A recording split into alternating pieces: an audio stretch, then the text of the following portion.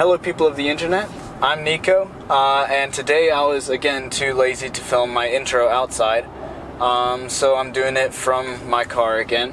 And today, instead of giving you a comedy skit like I normally do, I'm going to be talking about some movie car facts that you may or may not already know.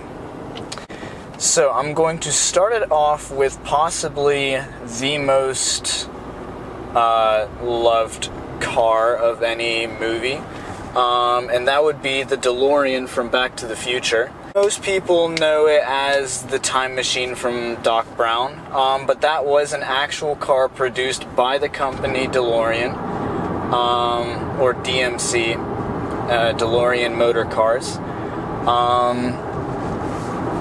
And interestingly, it could not reach 88 miles an hour.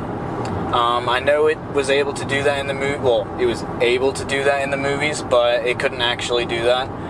The speedo only went up to 85 miles an hour, and the top speed was a little bit below that.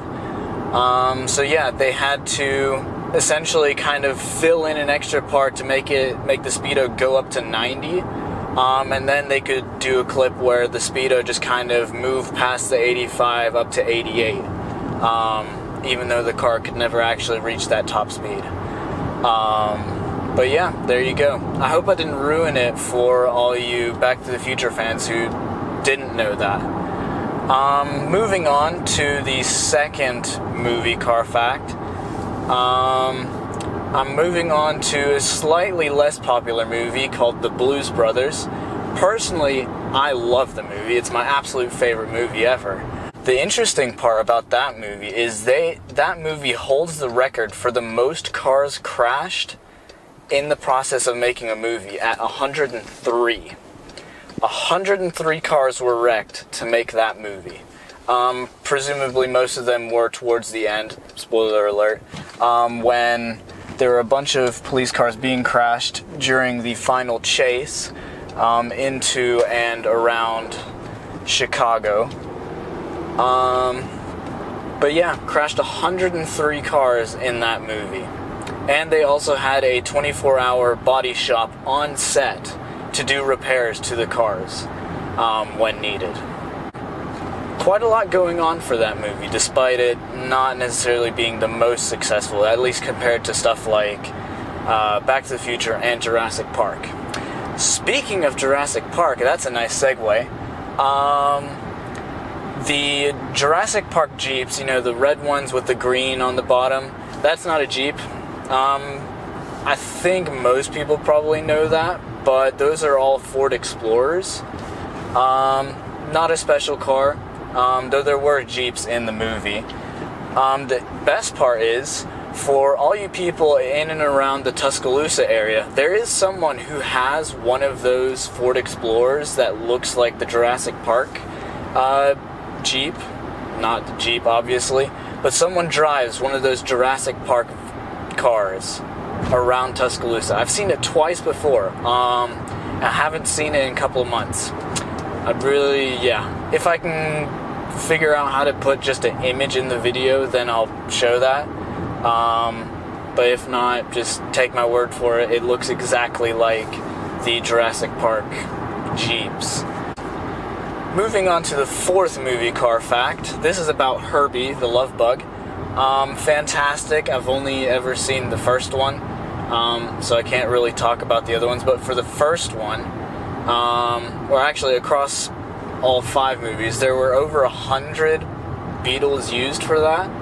Though not all of them were wrecked, obviously. That's why the Blues Brothers movie still holds the record, or at least I believe they still hold the record. The interesting part is that one of the Beatles actually had a Porsche engine for one of the scenes. One of the scenes in one of the movies, there is a race. Well, obviously there was a race in multiple of them, but for the performance parts, the Herbies had a Porsche engine, specifically the Super 90 engine from the Porsche 356. Which, if you don't know what that is, it's what's driven around by Charlotte in Top Gun. That's the Porsche. That engine was in Herbie. And moving on to the fifth and final car fact, for those of you who do not watch the Avengers movies, I'm sorry, but you are even more lame than I am, because even I have seen those movies. But obviously you know Iron Man, and that he drives a bunch of cool cars, and you'll have seen him in various Audi models. Audi typically showcases a new car through that, and that's how they kind of became this sort of new, cool sports car brand. That's how they launched the Audi R8, and then of course they had cars like the S8 and I believe they had the RS7, and then they had a few other ones like the e-tron in the more recent movies. But Acura actually also featured a car in there. The much beloved, at least the original much beloved NSX from the 90s, that was fantastic. It was meant to rival Ferrari, but it was a reliable competitor. It was more accessible to the public, and that's kind of what made it so popular and gave it this cult following that it has today. But the second generation that came out in 2017, that one didn't do so well. Partially because it took 12 years to come out, and also because it was very complicated and far more expensive, though I do have my own thoughts on the car. And personally, I love the new NSX, but that's a topic for another video. The interesting thing was that in the first Avengers film, at the very end where Thor and Loki go back to Asgard, you can see Iron Man driving off in a prototype NSX. That reddish, purplish sports car with the retractable without the roof, that was a prototype for the Acura NSX. And if you look very closely at a picture of the new NSX that came out and then that prototype, you'll actually see a lot of similar design cues. So yeah, Acura had the NSX featured in the first Avengers film. With that being said, thank you for watching. I hope you enjoyed the usual highly informative content that I put out. If not, too bad.